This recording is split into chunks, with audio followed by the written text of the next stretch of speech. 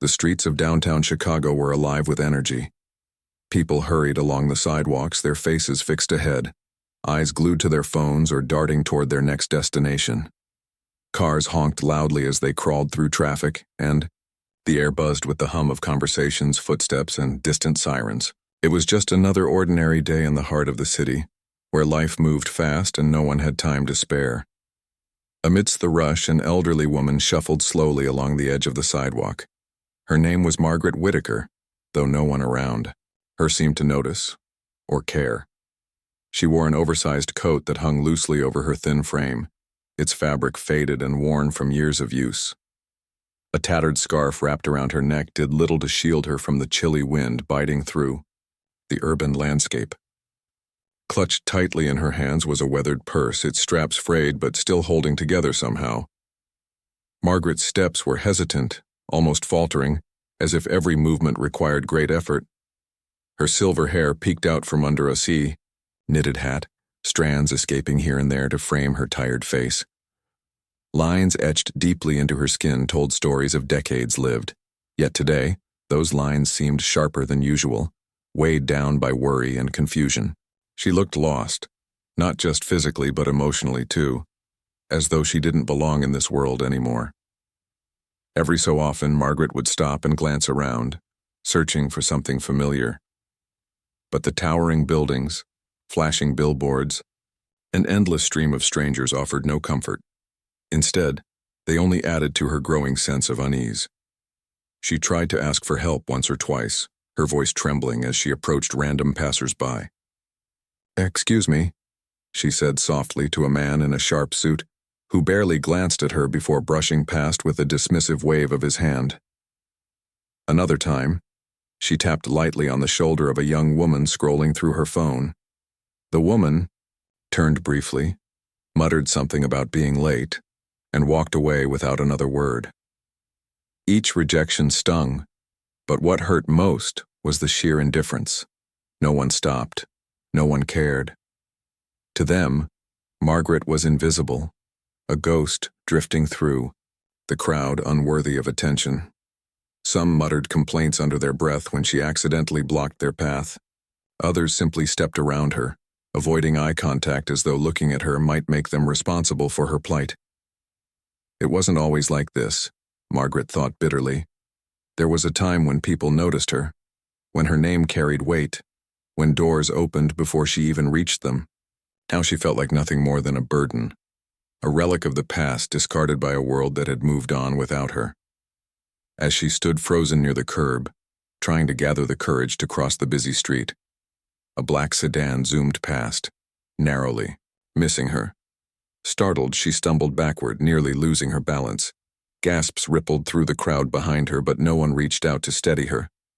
Instead, they muttered irritably about how slow she was, how inconvenient it was to have her blocking their way.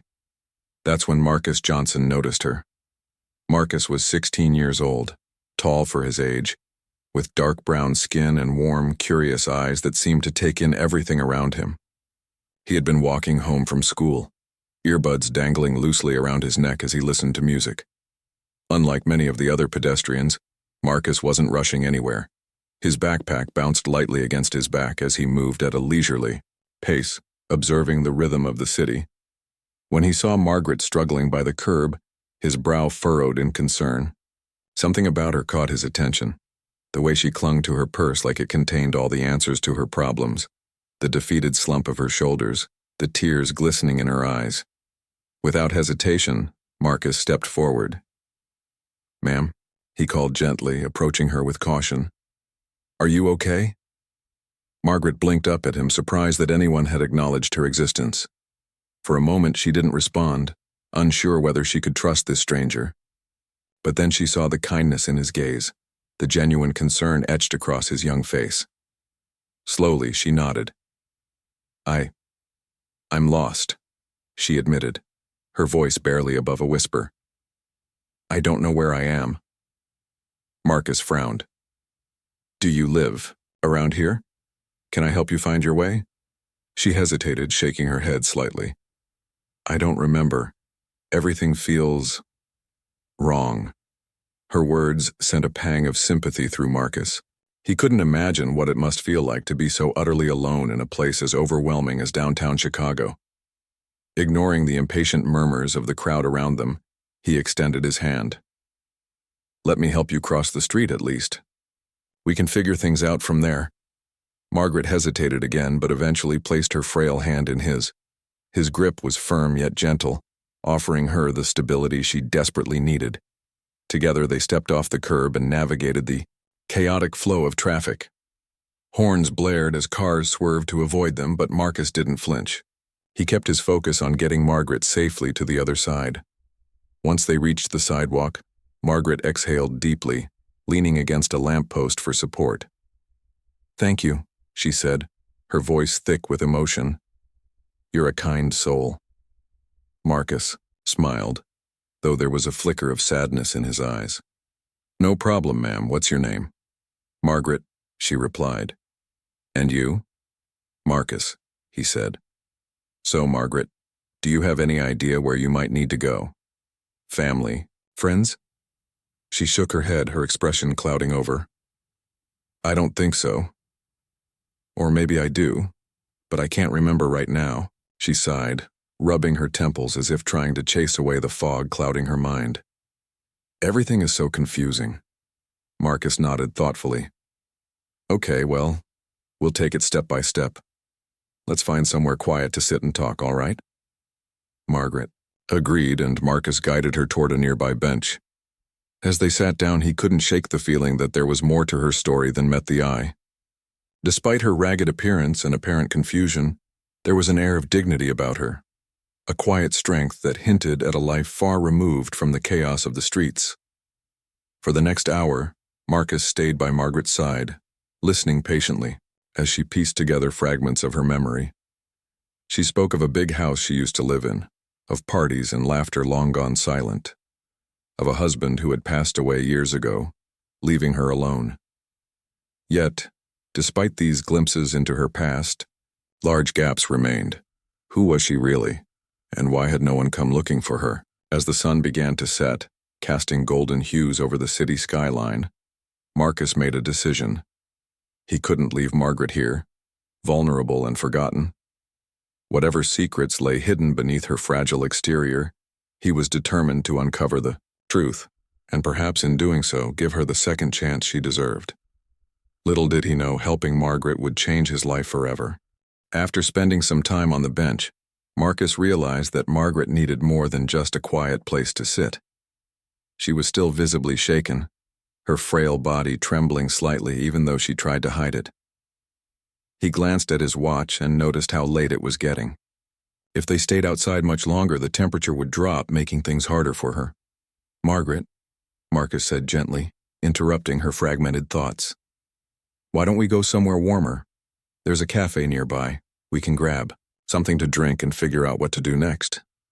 Margaret hesitated for a moment, her eyes scanning the busy street as if searching for an alternative. But when she saw the sincerity in Marcus's face, she nodded slowly. "All right," she whispered. "Thank you, Marcus."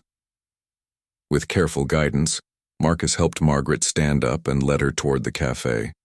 It wasn't far, just a short walk, down the block, but it felt like miles given her unsteady gait. Along the way, people continued to rush past, oblivious to the unlikely pair.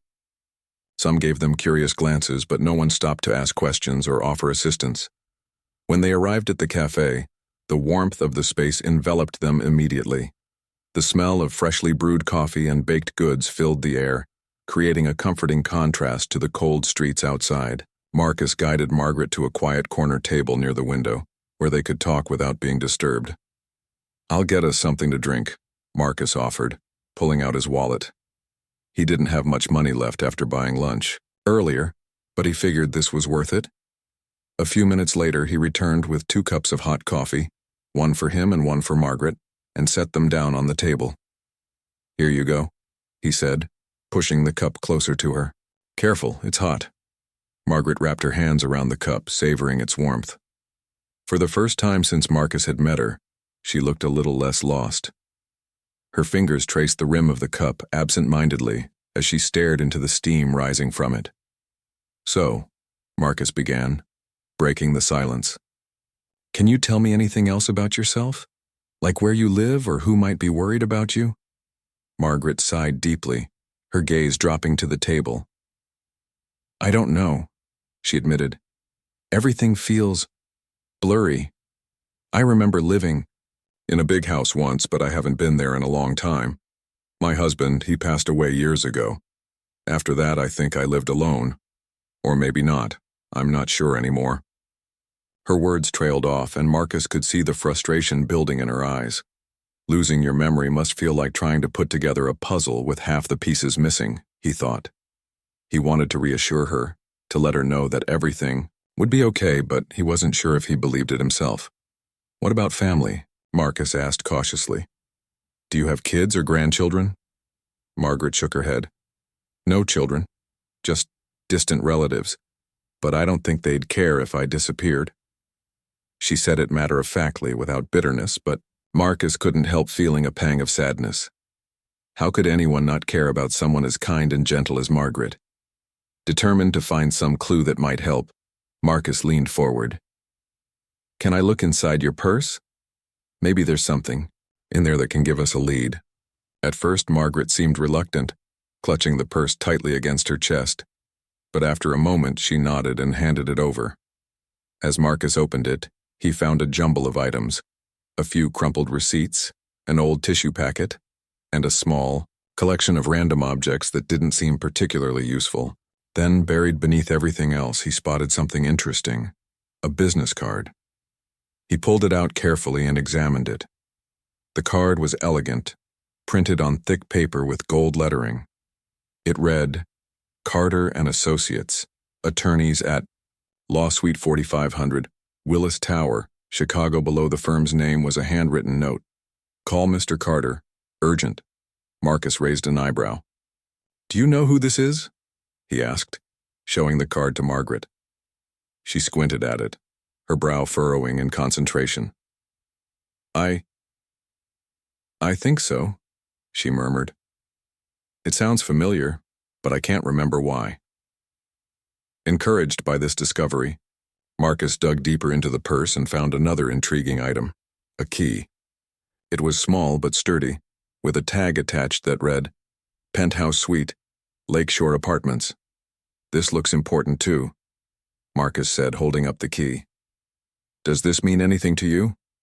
Margaret studied the key for a long moment, before shaking her head. No, but it must belong to someone important. Why else would it say penthouse? Marcus smiled faintly. Maybe it belongs to you. Do you own a penthouse apartment? The question startled Margaret, and she laughed nervously. Me? No, I couldn't possibly afford something like that. But Marcus wasn't convinced. Something about the combination of the business card and the key made him suspect there was more to Margaret's story than she realized. Perhaps she wasn't just an ordinary elderly woman wandering the streets.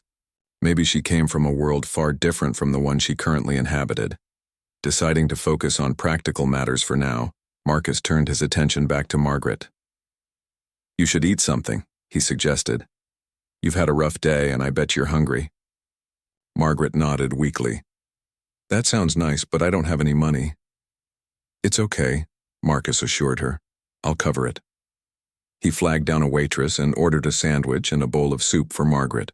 When the food arrived, she ate slowly, savoring each bite like it was her first meal in days. Watching her, Marcus felt a mix of relief and concern. Relief because she finally seemed comfortable, and concern because he knew this was only temporary. Once they left the cafe, they'd be back to square one unless they figured out what to do next. As the evening wore on, Marcus proposed a plan. Margaret, I think we should try calling this lawyer tomorrow. If he knows you, maybe he can help us sort things out. Until then, you need a safe place to stay. What do you think about checking into a hotel for the night? Margaret looked hesitant again. I don't want to impose on you, Marcus. You've already done so much. You're not imposing, Marcus insisted. Besides, I can't leave you out here on your own. Let's take it one step at a time, all right? Finally, Margaret relented, nodding gratefully. Together they finished their drinks and headed out into the cool night air. Marcus flagged down a taxi and gave the driver directions to a modest hotel nearby. During the ride, Margaret rested her head against the seat, her exhaustion evident. Marcus watched her silently, his mind racing with possibilities. What secrets did Margaret hold? Who was she really?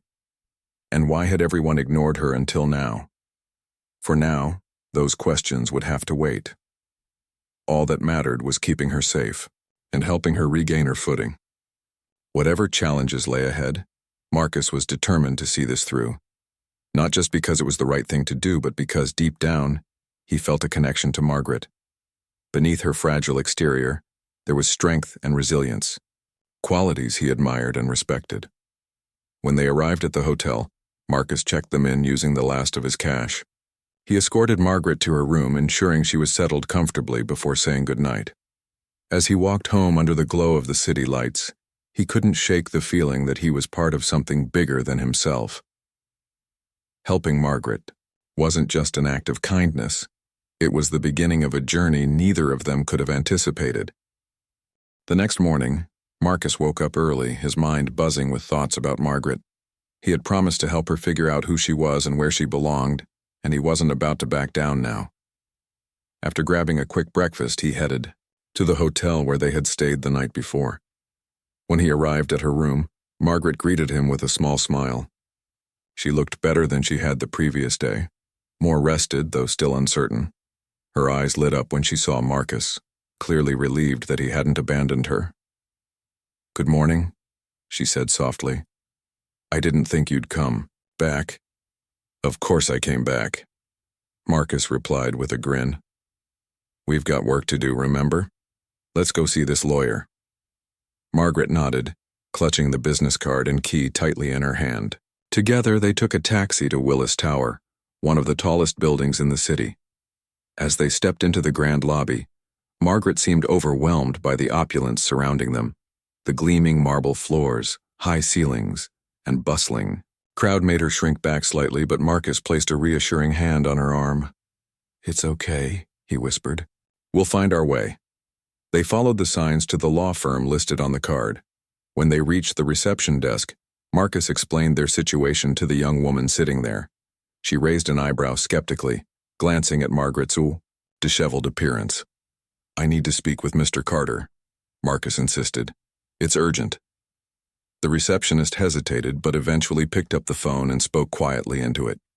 A moment later she gestured for them to wait. Minutes passed, and just as Marcus began to wonder if they were wasting their time, a tall man in a perfectly tailored suit emerged from behind a set of glass doors. "Who is this?" the man asked, his tone clipped and professional. His gaze flicked between Marcus and Margaret, lingering on her for a fraction longer. "This is Margaret Whitaker," Marcus said boldly. "She's been missing, and we think you might know something about her." At the mention of the name, Mr. Carter froze. His carefully composed demeanor cracked, replaced by a mixture of shock and disbelief. He stared at Margaret as if seeing a ghost. "Margaret?" he breathed. "Is that really you?" Margaret tilted her head, studying him intently. Do I know you?" Mr. Carter stepped closer, his voice softening. "I'm your attorney, ma'am. Or at least I was until you disappeared weeks ago. Everyone thought—" He trailed off, shaking his head. "Never mind, please come with me." He led them into a private office, closing the door behind them. Once seated, Mr. Carter poured glasses of water and handed them to his guests. Then he turned to Margaret, his expression serious. "Margaret, what happened to you? Where have you been all this time?" Margaret shook her head, tears welling up in her eyes. "I don't remember. One moment I was home and then everything went dark. When I woke up, I was lost on the streets. No one would help me." Mr. Carter sighed deeply, running a hand through his hair. "You've been the subject of a nationwide search. Your relatives reported you missing, but no one could locate you.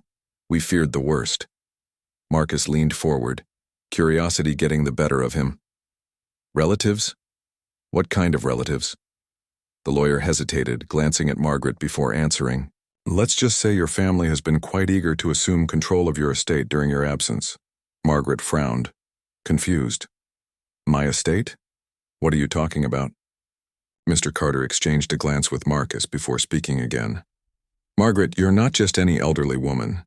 You're Margaret Whitaker, the billionaire heiress of Whitaker Pharmaceuticals. Your company revolutionized healthcare decades ago, and your fortune is substantial. For a moment, silence filled the room. Margaret blinked rapidly, trying to process what she had just heard. Billionaire? Heiress? It sounded like something out of a movie, not real life. I don't understand, she stammered. How could I forget something like that? It's possible your memory loss is tied to stress or trauma, Mr. Carter suggested gently. But the important thing is that you're safe now, and we can begin sorting things out. As the conversation continued, more details emerged. Margaret had lived a life of immense privilege, owning multiple properties including a penthouse suite at Lakeshore Apartments, the very key Marcus had found in her purse. However, after her husband's death, she had become increasingly reclusive, cutting ties with most of her social circle. Her distant relatives, sensing an opportunity, had grown restless over the years, hoping to inherit her wealth. Now that she was presumed dead, they had begun legal battles to claim her assets. Margaret listened silently, her face pale. The weight of her forgotten life pressed down on her, and she looked to Marcus for support. He gave her an encouraging nod, silently, vowing to stand by her side no matter what. We'll get through this, Marcus reassured her, one step at a time. Over the next hour, Mr. Carter outlined a plan to reinstate Margaret's control over her finances and halt the greedy schemes of her relatives. He also arranged for her to move back into her penthouse immediately, promising to handle all the logistics. By the end of the meeting, Margaret felt a glimmer of hope returning. Before leaving the office, Margaret turned to Marcus, her eyes shining with gratitude. I don't know how to thank you, Marcus. If it weren't for you, I'd still be wandering those streets forgotten by everyone. Marcus shrugged modestly. I just did what anyone should have done. Besides, you deserve to be treated with respect no matter who you are. On the ride back to Lakeshore Apartments, Margaret marveled at the luxury of her surroundings. The building itself was breathtaking, a towering structure overlooking Lake Michigan. As they entered the penthouse suite, she was struck by the sheer elegance of the space. Floor-to-ceiling windows offered panoramic views of the city skyline, while plush furnishings and priceless artwork adorned every corner. Despite the beauty around her, Margaret couldn't shake the feeling of emptiness. This lavish lifestyle felt foreign, almost alien compared to the simplicity she had experienced on the streets. Yet, she knew she couldn't return to that world, not after discovering the truth about herself. That evening, as Marcus prepared to leave, Margaret stopped him. Please stay for dinner, she urged. I want to thank you properly. Though hesitant at first, Marcus agreed. They ordered food from a nearby restaurant and spent the evening talking about their lives. Margaret shared stories of her past, painting a picture of a woman who had once been vibrant and full of life. In turn, Marcus opened up about his dreams of becoming an engineer and the struggles his family faced financially. By the time dessert arrived, a bond had formed between them, one built on trust, kindness, and mutual respect. For the first time in weeks, Margaret felt truly seen. And Marcus, inspired by her resilience, realized that helping others wasn't just a moral obligation, it was a privilege. As he walked home that night, Marcus reflected on the day's events. From a lost elderly woman on the streets to a billionaire, heiress reclaiming her legacy, Margaret's journey was far from over. But one thing was certain, her life, and his, would never be the same again. Over the following weeks, Margaret's life began to transform in ways she could never have imagined. With Mr. Carter's help, she regained control of her finances and properties, cutting off all ties with the opportunistic relatives who had tried to exploit her absence. Legal battles were settled swiftly, leaving no room for further disputes about her estate. Slowly but surely, Margaret reclaimed her place as the heiress of Whitaker Pharmaceuticals, a title she hadn't thought about in years. The penthouse became her sanctuary, a space where she could reflect on her past while embracing her new reality. At first, The grandeur of it all felt overwhelming. Every corner of the apartment seemed to whisper reminders of the wealth and influence she once commanded. Yet, as days turned into weeks, Margaret grew more comfortable in her surroundings. She started spending hours gazing out the massive windows, watching the city come alive at dawn and settle into stillness at dusk. It was during these quiet moments that fragments of her memory began to return, pieces of her former life slowly falling back into place. Marcus remained a constant presence. Throughout this transition, he visited often, checking in on Margaret and helping her navigate the complexities of her restored world. Their conversations ranged from lighthearted banter to deep discussions about life, dreams, and purpose. Margaret learned about Marcus's aspirations to become an engineer, his love for problem-solving, and his desire to make a difference in underserved communities. In turn, Marcus discovered more about Margaret's past, the joys, sorrows, and sacrifices that had shaped her into the resilient woman she was today. One evening, after sharing another meal together, Margaret decided it was time to express her gratitude in a meaningful way. "Marcus," she said softly, her tone serious but kind, "I owe you so much. You saved me when no one else would. I want to repay you." Marcus shook his head immediately. "You don't owe me anything, Margaret. I helped because it was the right thing to do." "But it wasn't just the right thing," Margaret insisted. "It was extraordinary. You saw me when others didn't. That's rare, Marcus, and I won't forget it." She paused, considering her words carefully. "Tell me, what's your dream? What do you need to achieve it?" Marcus hesitated, unsure how to respond. Finally, he admitted, "I've always wanted to go to college and study engineering. But my mom works 2 jobs just to keep us afloat, and we can't afford tuition. Scholarships are competitive, and even then it's hard to cover everything." Margaret listened intently, her expression thoughtful. When he finished speaking, she smiled warmly. "Then let me help you. I'll fund your education, tuition, books, housing, everything. Consider it a gift, not repayment." Marcus stared at her, stunned. I can't accept that," he stammered. "It's too much." "It's not too much," Margaret replied firmly. "You've shown me what true kindness looks like, Marcus. Let me pay it forward by investing in your future. Besides," she added, with a twinkle in her eye, "you might invent something amazing someday, and I'd like to say I knew you when." Despite his initial reluctance, Marcus eventually agreed, realizing that accepting Margaret's generosity wouldn't diminish his own values. It would allow him to fulfill his potential and give back to others in the future. Together, they worked out the details, ensuring the arrangement remained anonymous to avoid drawing unnecessary attention. As months passed, Margaret continued to rebuild her life. She threw herself into philanthropy, channeling her resources toward programs aimed at supporting marginalized youth. Inspired by Marcus's determination and compassion, she established scholarships, mentorship initiatives, and community centers designed to empower young people like him. Her efforts earned widespread admiration, though she preferred to stay out of the spotlight, letting her actions speak for themselves. Meanwhile, Marcus thrived under the opportunities Margaret had provided. He enrolled in a prestigious university, excelling in his studies and earning recognition for his innovative ideas. His professors praised his creativity and dedication, unaware of the humble beginnings that had shaped his character. During breaks, he visited Margaret regularly, updating her on his progress and thanking her again for believing in him. Their friendship deepened over time, transcending age and circumstance. Margaret found joy in mentoring Marcus, sharing wisdom, gleaned from decades of experience. In return, Marcus brought energy and optimism into her life, reminding her of the importance of hope and resilience. Together, they proved that connections forged through kindness could endure even the most unlikely circumstances. On one particular visit, Margaret handed Marcus an envelope containing a letter of recommendation written by her personally. "For graduate school," she explained. "I know you'll get in wherever you apply, but this might help ease the process." Marcus accepted the envelope, his eyes misty with emotion. "Thank you, Margaret, for everything.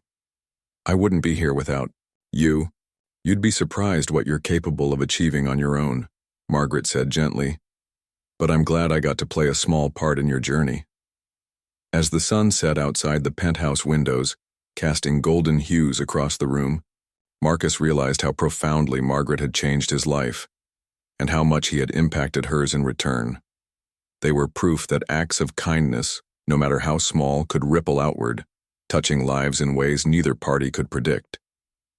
Before leaving that night, Marcus promised to stay in touch, vowing to honor Margaret's generosity by using his education to create positive change. As he stepped into the elevator, he glanced back at her one last time, feeling grateful for the bond they shared. In the years that followed, both Margaret and Marcus went on to leave lasting legacies. Margaret dedicated her remaining years to uplifting others, ensuring her fortune served a greater purpose. Marcus graduated at the top of his class, designing groundbreaking technology that improved access to healthcare for underserved populations. Whenever he spoke publicly about his achievements, he credited Margaret for inspiring him to pursue his dreams and emphasized the importance of seeing value in every person, regardless of their station in life. Though their paths diverged as they pursued their respective missions, the connection they had formed endured, a testament to the power of compassion, empathy, and the belief that everyone deserves to be seen and valued. Years had passed since that fateful day when Marcus first met Margaret on the bustling streets of Chicago. What began as a simple act of kindness had blossomed into a lifelong bond, shaping both their lives in ways neither could have anticipated. Now standing on a stage in front of hundreds of eager students, Marcus reflected on how far he'd come and how much he owed to the woman who believed in him when no one else did. The auditorium buzzed with energy as Marcus prepared to deliver his keynote speech at a national conference for aspiring engineers. The event was designed to inspire young minds to pursue careers in science and technology, particularly those from underserved communities. For Marcus, it was an opportunity to share not only his professional achievements, but also the lessons he had learned along the way. As he adjusted the microphone, his gaze swept over the audience. He spotted Margaret sitting in the front row, her presence grounding him. She looked older now, her once gray hair fully silver, but her posture remained upright, and her expression radiated quiet strength. Seeing her there reminded him of where he started, and how much she had given him. "Good afternoon," Marcus began, his voice steady and warm. "Thank you all for being here today. It's truly an honor to stand before such a talented group of young people." He paused, letting the words sink in before continuing.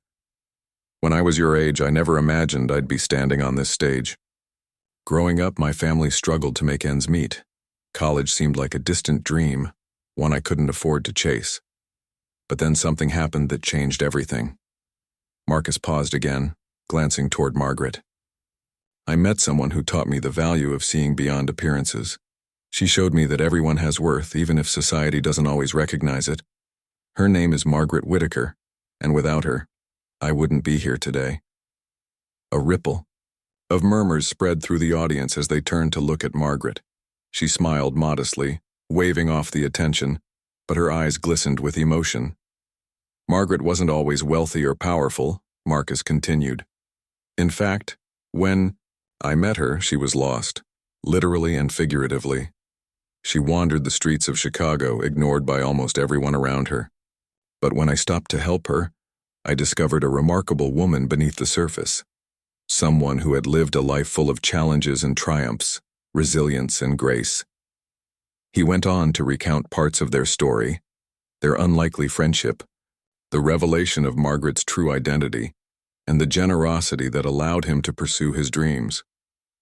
"Margaret didn't just give me money," Marcus explained. "She gave me hope. She reminded me that kindness matters, and that we all have the power to make a difference, no matter how small our actions may seem." Switching gears, Marcus talked about his career. After graduating from college, he dedicated himself to creating affordable healthcare solutions for underserved populations. His team developed portable diagnostic devices that could detect diseases quickly and accurately, even in remote areas. These innovations saved countless lives and earned him recognition worldwide, but Marcus made it clear that his success wasn't solely his own. Every step of the way, I carried Margaret's lesson with me, he said. I remembered what it felt like to be seen when everyone else looked away, and I used that memory to guide my work, to ensure that no one gets left behind because they lack resources or opportunities. By the time he finished speaking, the room erupted in applause. Students lined up afterward to ask questions, eager to learn more about his journey and the technologies he created.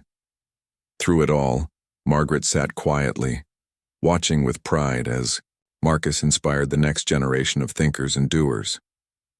Later that evening, after the crowds had dispersed, Marcus joined Margaret for dinner at a nearby restaurant. Over plates of hearty food, they reminisced about the past and discussed the future.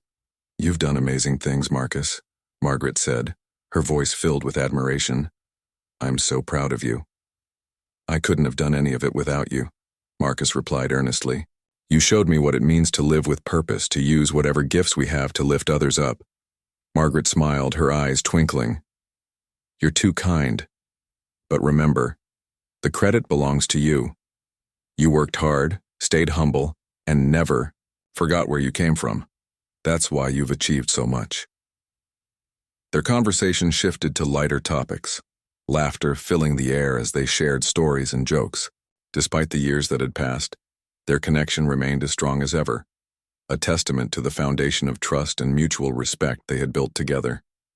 In the months and years that followed, both Marcus and Margaret continued to leave lasting impacts on the world. Marcus expanded his efforts globally, partnering with organizations to bring affordable healthcare to developing countries. His inventions became household names, celebrated not only for their ingenuity, but also for their accessibility. Margaret, now in her late 80s, focused on mentoring young people through the programs she had established. Though her health began to decline, her spirit remained unbroken. She often told friends and colleagues that meeting Marcus had reignited her passion for life, giving her a renewed sense of purpose during her final years. When Margaret passed, away peacefully in her sleep, surrounded by loved ones, Marcus delivered the eulogy at her memorial service. Standing before a crowd of mourners, he spoke from the heart, sharing memories of their time together and celebrating the legacy she left behind. Margaret Whitaker was more than a billionaire philanthropist, Marcus said, his voice thick with emotion. She was a beacon of hope, a reminder that kindness can change lives. She saw me when I thought no one would, and because of her, I learned to see others too. As he concluded his speech, Marcus wiped away tears, knowing that Margaret's influence would live on through the countless lives she touched, including his own. In the end, their story was one of transformation, a tale of two souls brought together by chance, bound by compassion, and united in their mission to create a better world. Through acts of kindness, empathy, and unwavering belief in each other, they proved that even the smallest gestures could spark extraordinary change, and so their legacy endured, not in monuments or accolades, but in the hearts of those they inspired to carry the torch forward.